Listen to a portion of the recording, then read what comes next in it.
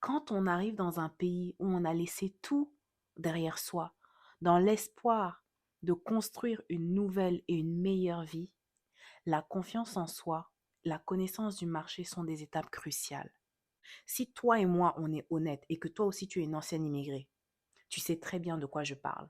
Tu sais très bien de quoi je parle. Bonjour et bienvenue dans le blog d'aujourd'hui.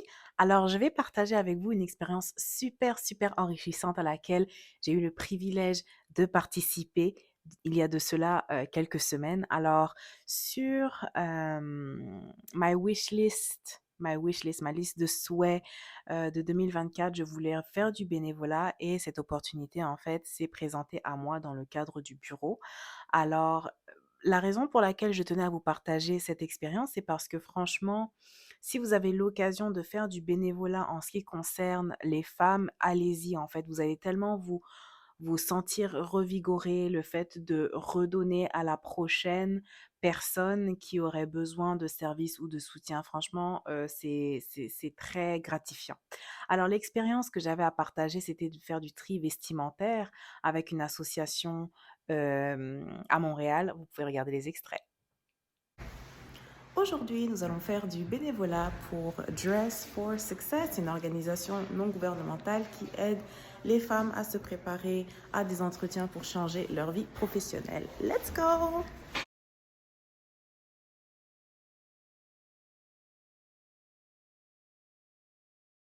Et d'ailleurs, l'activité du bénévolat, c'est quelque chose de très féminin, en fait, d'aider les autres. Les femmes ont ce besoin naturel de s'occuper de l'autre. C'est une caractéristique très féminine. D'ailleurs, j'en parle dans le e-book 100% féminin qui est le Glow Up Era, qui va t'aider à déterminer les sphères spécifiques grâce à un exercice pratico-pratique. Tu vas avoir des réponses qui te concernent toi personnellement parce que c'est un exercice qui est fait sur mesure et c'est un exercice qui est personnalisé. Tu vas savoir exactement dans quelle sphère est-ce qu'il faut que tu te concentres pour faire ressortir ta féminité de manière très naturelle sans avoir être mal à l'aise parce que c'est pas des choses que tu as l'habitude de faire. Non, là c'est vraiment par rapport à qui tu es aujourd'hui et ce sur quoi tu dois te concentrer aujourd'hui.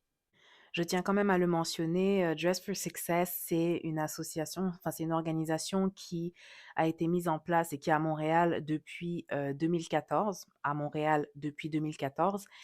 Et en fait, c'est un service aux femmes en difficulté et leur mission, c'est d'aider les femmes à être indépendantes financièrement. Et la manière dont cet organisme aide ces femmes-là, c'est en les aidant à se préparer pour des entrevues professionnelles, en leur donnant, en leur présentant des tenues adéquates. Donc, ça va vraiment de toutes les tailles, que ce soit du triple XS ou du 2 ou 3 XL ou même plus. Il y a vraiment toutes les tailles. C'est comme un magasin, en fait. Donc, ça, c'est un de leurs services. Un autre de leurs services, c'est vraiment du mentorat par rapport donc au secteur de l'emploi, les entrevues, voilà, tout ce qui est plus ou moins RH, entre guillemets. Donc, il y a ça aussi comme service. Je veux dire, pour moi, ça a vraiment été une expérience super enrichissante parce que j'ai mis un peu mon pied à l'édifice. Et donc, je vous encourage, si vous êtes des femmes de haut calibre, des femmes qui veulent laisser une empreinte positive sur la Terre, à ce moment-là, investissez-vous peut-être une ou deux fois par an. Je ne vous demande pas de faire ça chaque semaine, mais une à deux fois par an, investissez-vous dans une activité pour redonner, en fait. Investissez-vous dans une activité de bénévolat. Vous en serez tout aussi bénéficiaire que ces personnes qui reçoivent vos services. Nous, notre mission, c'était de faire du tri de vêtements, rien de grandiose. Alors j'ai ma super équipe d'adjointes. Nous avons Lisa, il y a Audrey qui est juste ici, et Sarah. And we're in a class. This is great today. Mais rien que d'aider cet organisme-là, voilà, à garder ce qui est tendance, enlever ce qui est déchiré, qui est troué, peu importe. En fait, c'est un travail de fond que l'on fait parce qu'on sait que la semaine d'après, c'était un vendredi, donc le lundi, il y allait avoir des clientes, des femmes qui allaient venir se présenter. Et cet organisme-là, en question, en fait, nous a expliqué que la majorité des femmes qui viennent, ce sont des femmes qui ont les épaules recroquevillées quand elles arrivent parce qu'elles ont un manque de confiance en elles terrible, mais qui ressortent les épaules en arrière, le dos droit et le menton haut. parce qu'elles ont repris confiance en elles, la manière dont elles se sont habillées leur convient, ça leur plaît, elles se trouvent belles. Et ça, pour une femme, ça a un impact incroyable. La confiance en soi, c'est un des premiers paliers que l'on doit développer en tant que femme.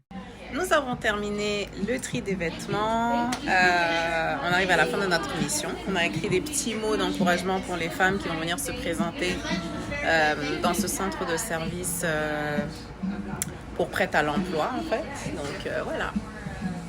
La raison aussi pour laquelle j'ai décidé de participer à cette activité, c'est parce que moi, en tant qu'ancienne immigrée, oui, je suis une ancienne immigrée, je suis du pays maintenant, je suis naturalisée, donc je suis une ancienne immigrée, oui, il faut le dire.